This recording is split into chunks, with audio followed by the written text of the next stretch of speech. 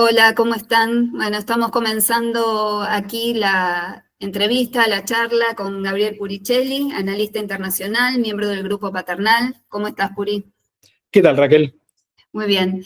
Bueno, y digo lo de analista internacional y pienso que en general vos eras muy convocado en los medios y solés participar mucho en el debate público sobre cuestiones de política internacional, pero que últimamente te estamos viendo opinar también mucho más sobre política local. Y esto, más allá de tus intereses y tus conocimientos, creo que es una especie de signo de los tiempos.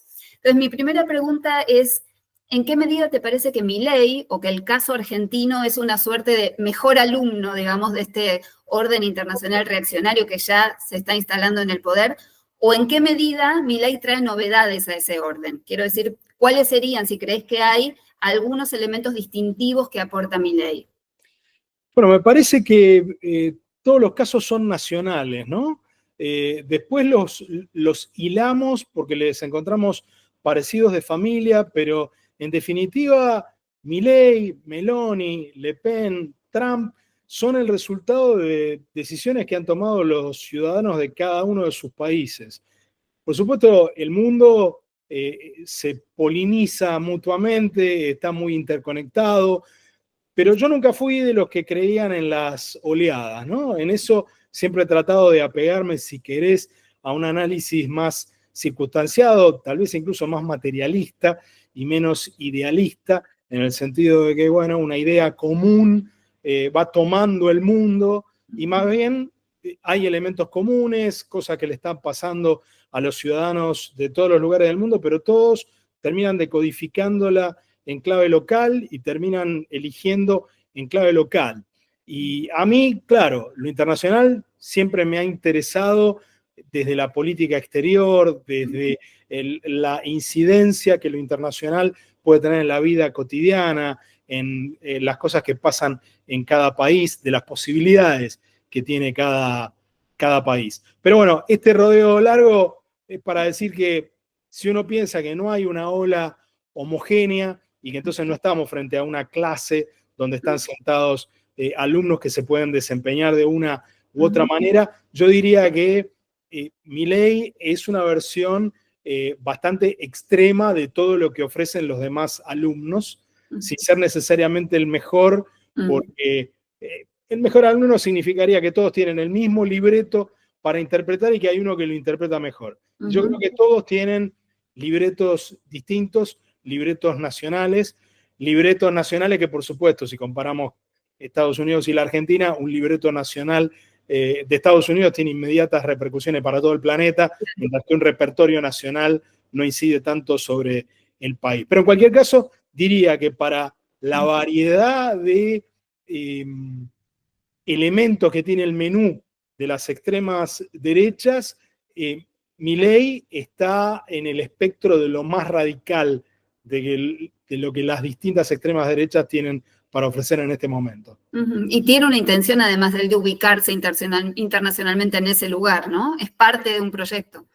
Efectivamente, él se ve a sí mismo como parte de un proyecto, pero, y esto creo que es muy interesante, cuando él formula ese proyecto, no es el proyecto orgánico o promedio de las derechas, sino que es un proyecto que está adentro de la cabeza de él.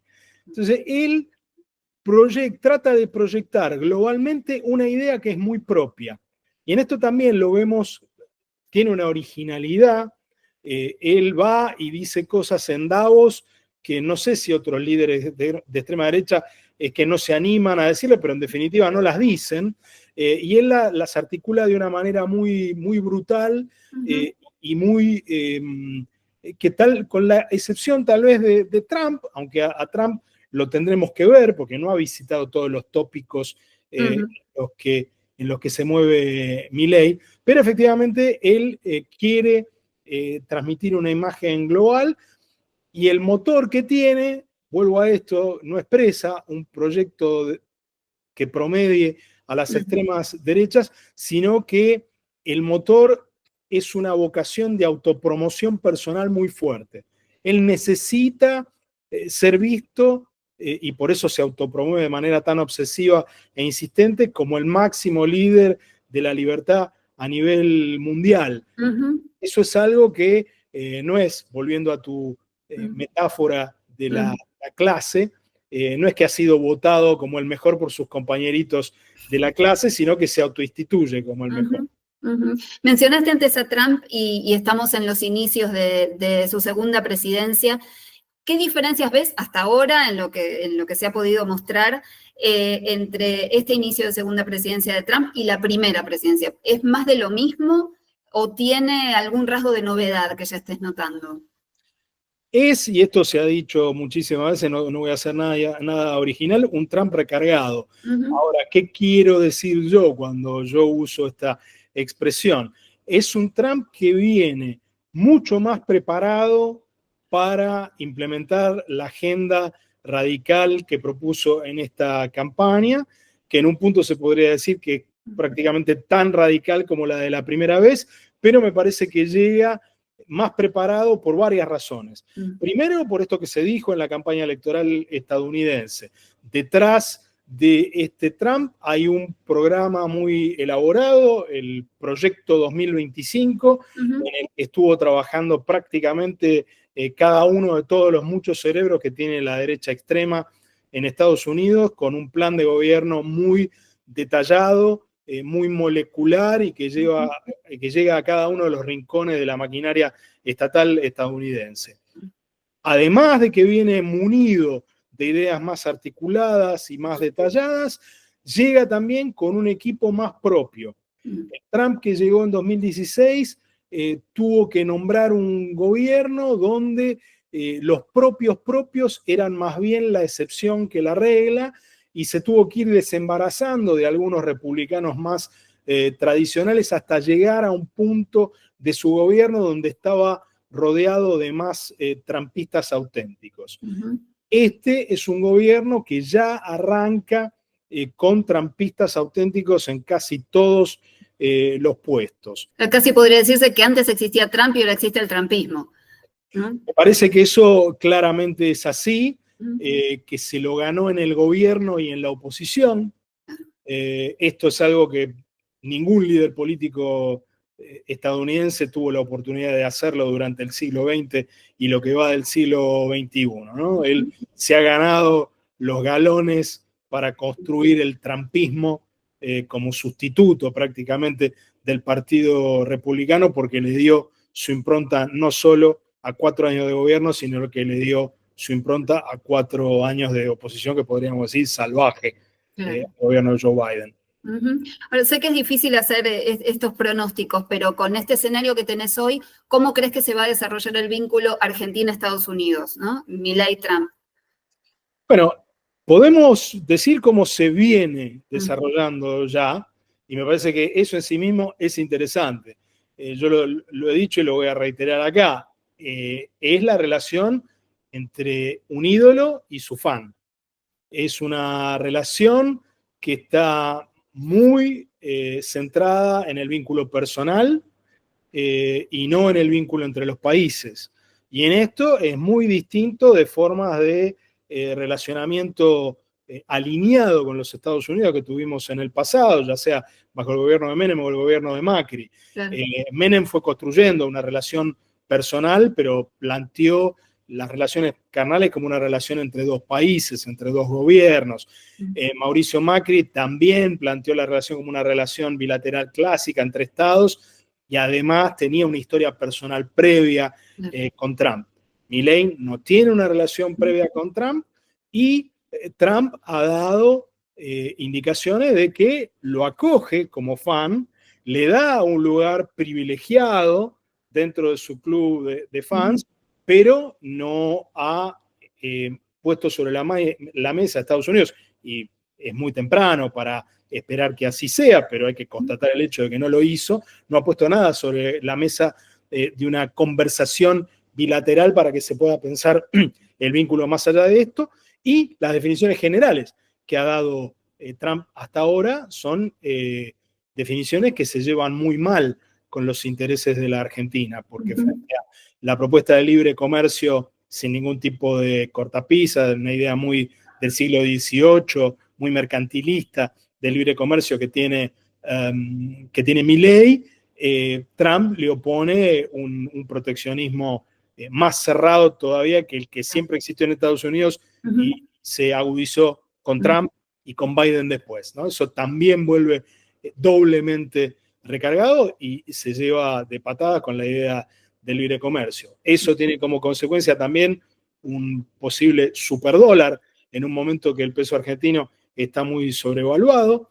Entonces, desde el punto de vista de los efectos que pueda tener el gobierno Trump en la economía mundial, el impacto en la macroeconomía argentina puede ser bastante negativo. Milei seguramente va a pasar por alto, lo viene haciendo todo esto, ignora por completo los temas donde las cosas no están alineadas. El Milei 2022 es muy distinto del Milei 2017, que acusaba a Trump prácticamente de zurdo por tener estas mismas definiciones que hoy lo llevan a Milei a decir que Trump es, junto con él, otro de los grandes campeones de la libertad. En este caso, me haces pensar, si te tocara en otro gobierno, tener algo que decir sobre las prioridades argentinas en política internacional hoy, en este escenario, con este Trump que estás describiendo, ¿por dónde recomendarías ir? ¿Qué recomendarías hacer? ¿Qué postura adoptar?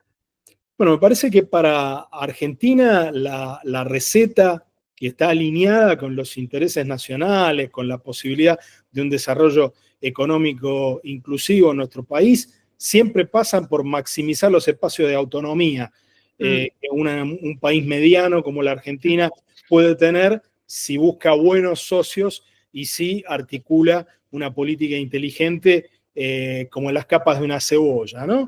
El Mercosur, alguna forma de concierto político regional como fue la UNASUR en otro momento, foros más ágiles y livianos como la CELAC, mostrar un interés en articular con los BRICS. Parece que buscar sociedades múltiples, casándose solo con los vecinos de la región, con los que compartimos intereses más inmediatos, pero sin tomar compromisos permanentes con prácticamente nadie fuera del Mercosur, te diría.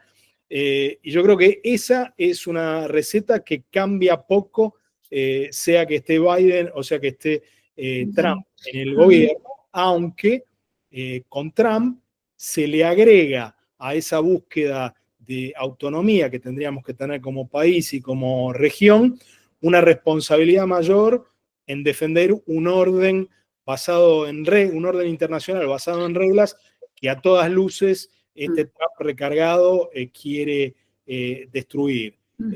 Era el caso bajo el gobierno de Biden, claro, respecto al cual no hay que tener una visión ingenua, porque también proponía proyectar el poder estadounidense, pero sin dejar de lado las instituciones donde países medianos como el nuestro pueden hacer oír su voz. Hoy Trump viene también a destruir esto, ¿no? Con lo cual nosotros con Biden podríamos entrar a jugar un picado de 11 contra 11, así sea jugando de suplentes y no jugando los dos tiempos. Acá nos encontramos con un presidente estadounidense que viene a robarse la pelota y a que el partido no se pueda jugar. Y a cambiar las reglas en el mismo momento en que estamos jugando también, eso pasa, ¿no? Efectivamente. Te invito a mirar otra vez a Argentina. ¿Por qué te parece que Milei está llevando adelante con tanto énfasis su propia batalla cultural, ¿no? Que últimamente se ha puesto como más fanáticamente anti-woke, para tomar una palabra que se está usando mucho ahora? ¿Te parece que es convicción? ¿Te parece que es estrategia política? Yo creo que es convicción. Y a veces cuesta decirlo, y yo no tengo problema en decirlo muy firmemente, que es convicción, porque Milei va variando de convicciones. Y esto lo ha dicho él mismo, ¿no? Él habla de su etapa neoclásica y cómo abandonó la fe prácticamente religiosa que tenía en el paradigma neoclásico para abrazar la escuela austríaca después. Entonces digo, es una persona que va variando su pensamiento, pero que no es un tránsfuga típico de la política, no es Patricia Bullrich, que adopta la idea conveniente del momento. Milei puede optar por ideas que en algún momento convengan y en otro no, y eso es una consideración de segundo orden para él. Pero cuando abraza un determinado paradigma, lo abraza con esta carga profética, mesiánica, y efectivamente yo creo que todo lo que está diciendo hoy, que probablemente es distinto en sus énfasis, no probablemente, es distinto en sus énfasis de lo que planteaba hace 2 años, ahora que parece haber abrazado la agenda de Agustín Laje y de Nicolás Márquez, lo lleva adelante, yo creo que con una convicción íntima muy genuina, lo cual no es de ninguna manera un elogio, porque justamente un político debe estar permanentemente dispuesto a pensar que las convicciones que tiene no se pueden llevar adelante de manera lineal, sino que tienen que ser negociadas y conversadas con otros. Milei prescinde de esto completamente y en términos de Weber deja completamente de lado cualquier ética de la responsabilidad, se maneja puramente con la ética de la convicción. Ahora, frente a un presidente que actúa así, como venís describiendo, ¿dónde o con qué elementos o cómo te parece que se puede articular, que se puede construir una oposición que sea competitiva, electoralmente competitiva a este gobierno? Hay que oponerle una fuerza comparable. Este es un gobierno con el cual las posibilidades de negociar no existen. Y esto no lo digo para la oposición, lo digo para los propios aliados del gobierno, que vemos todos los días cómo el tipo de relación que se le propone es una relación de aceptación acrítica y de subordinación total, incluyendo formas de humillación pública a los propios aliados. Y volviendo por un instante a la política internacional, me parece que justamente el ajuste que hace Milei respecto de cómo quiere llevar adelante la relación con China nos da un ejemplo de esto. Porque contrariamente a lo que dicen algunos que tratan de construir un Milei pragmático, un Milei flexible, que para mí no existe, usan el ejemplo de su cambio de posición con China.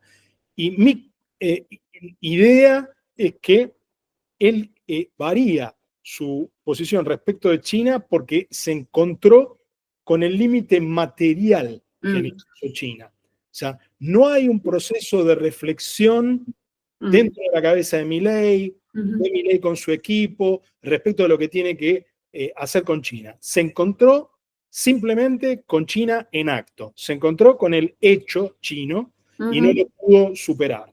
Me parece que la oposición a Milei se tiene que construir de esa manera y se tiene que, en esta coyuntura específica, la oposición debería dejar de hacerse tantas preguntas respecto de por qué la mitad del país apoya a Milei y concentrarse en tener unido de manera eficaz y de manera que oponga una fuerza igual, al menos, a la que tiene Milei, con el 50% de los que estamos en contra. Que además hay que decir, así como las encuestas dicen que la opinión pública está más o menos empatada, esas mismas encuestas dicen que el 50 a favor está a favor con mucha menos fuerza de los opuestos a Milei que estamos en la otra mitad. Claro. Y te imaginas una oposición activa primero en el Congreso.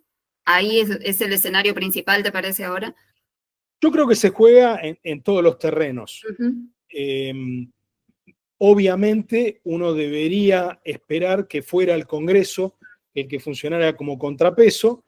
En este momento deberíamos dejar un poco de lado momentáneamente la esperanza de que todo venga del Congreso, porque en los papeles la Argentina con la elección de Milei y la elección de un Congreso donde el partido de Milei estaba muy en minoría, se encaminaba hacia una situación que los constituyentes, sobre todo los estadounidenses, y por propiedad transitiva, los que en otras repúblicas americanas nos inspiramos en la Constitución estadounidense, llegamos como una situación ideal, que era la situación del gobierno dividido, ¿no? Nuestras constituciones fueron pensadas con esa lógica, ¿no? Con un Congreso con plena legitimidad popular y un presidente con plena legitimidad popular que se equilibraran mutuamente. Ese Congreso renunció muy rápidamente a hacer ese contrapeso, no solo hizo eso, sino que dio el paso dudosamente constitucional de entregarle al presidente prácticamente toda la suma del poder público, no discutiendo el decreto 7023 y aprobando la ley Bases. Dicho esto, hay que intentar igual, y me parece que ahí juega un papel la sociedad civil en todas sus expresiones, manifestándose a través de las organizaciones que tiene y también manifestándose de manera callejera, tratando de llevarle la delantera al Congreso y tratando de que los políticos en el Congreso entiendan que efectivamente la situación política está empatada y que tanto como merece representación, y ya la tiene en Javier Milei, la mitad que lo apoya, también el 50% que estamos opuestos necesitamos una representación digna y firme. Y ahí viene la cuestión política que venimos planteando desde el grupo paternal. Nosotros queremos participar de la disputa política porque ya desde estas primeras elecciones parlamentarias deberíamos asegurarnos una presencia de una oposición que tenga esta convicción de que hay una mitad del país que merece representación y que esa mitad del país puede, en lapsos mucho más breves de lo que pensamos, tener una convocatoria aparte al menos de la otra mitad para una mayoría en este país y que para que el experimento Milei dure lo menos posible dentro del marco constitucional. Tengo una última pregunta y tomo esto que mencionaste de la sociedad, de la ciudadanía, porque uno podría pensar que de alguna manera solo la movilización en defensa de la educación pública, que las dos movilizaciones que se dieron, de alguna manera lograron parar, ¿no? Torcer el brazo de alguna política que se venía contra las universidades, por ejemplo. Pero hay otras movilizaciones, hay protestas en distintos ámbitos por distintas medidas del gobierno que no tienen el mismo impacto en las decisiones gubernamentales. ¿Por qué te parece que pasó eso? ¿Por qué sí la movilización por la educación pública tocó algo que hizo que el gobierno, aunque sea, parara, si no retrocediera?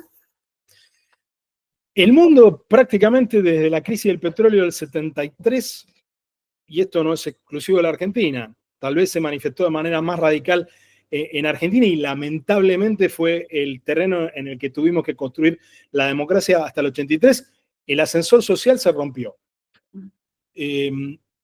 Esto es algo que en los países más desarrollados tardó en notarse porque los logros sociales del periodo 45-73 fueron tan extraordinarios que aún si no se seguía ascendiendo como se ascendió de manera sostenida durante esos más de 30 años, el nivel alcanzado hizo que no quedara tan en evidencia en el momento mismo de la crisis del petróleo. A partir de la crisis financiera del 2008, en todo el mundo se notó, ¿no? Claro. Y quedó claro que las expectativas de ascenso social se habían roto y que esa promesa mutua que una generación le hacía a la posterior respecto de estar inevitablemente mejor, no corría más. Y la educación en Argentina funciona como ese aspecto de la política pública y del hacer comunitario donde la posibilidad de poner de vuelta en marcha la escalera mecánica del ascenso social todavía está vigente. Claro. Cuando el gobierno viene y toca eso, toca algo que está más allá de las discusiones de si tiene que haber estado presente o mínimo, si tiene que haber determinadas libertades para determinados grupos minoritarios, determinada relación de respeto de las mayorías con las minorías y todas esas cuestiones que son esenciales y que hay que defender con uñas y dientes, pero la educación aparece como esa cuestión que si se toca eso, si se daña eso, se daña definitivamente un mecanismo posible de ascenso social. Y efectivamente no hay ninguna otra cosa que muestre esto de manera tan clásica, tan nítida. Claro. Porque si hablamos de defender la industrialización de la Argentina, bueno, hay una parte de nuestros conciudadanos que no han hecho ya en un par de generaciones la experiencia del trabajo industrial, sino que han vivido más de la economía de servicios, los más privilegiados en blanco, muchos en negro. Es decir, hay muchas zonas de la vida comunitaria que fueron muy importantes en otros momentos, que hay que defenderlas de vuelta con uñas siguientes, pero que hoy no forman parte de la experiencia del 100% de los argentinos. La educación sí. Y me parece que ahí hay un tema. Y por eso no es casual que el presidente haya ido a Davos en primer lugar, insultar a nuestros conciudadanos homosexuales y insultar a la opción sexual de una gran parte de la humanidad, no solo de nuestros conciudadanos argentinos, pero inmediatamente después planteó que eran aberrantes y agregados innecesarios a la idea de libertad, del liberalismo primitivo, el derecho a la educación y el derecho a la vivienda. Entonces, el propio presidente nos está orientando en una dirección muy precisa. El presidente dice, yo voy a decir algo muy ofensivo, muy inaceptable, muy dañino, muy escandaloso, pero lo estoy diciendo porque considero que son inaceptables un montón de otras cosas. Y las dos primeras que le vinieron a la cabeza fueron la educación, violentando era más brutal posible esa pretendida afiliación sarmientina que tiene él o que creen tener algunos de sus aliados.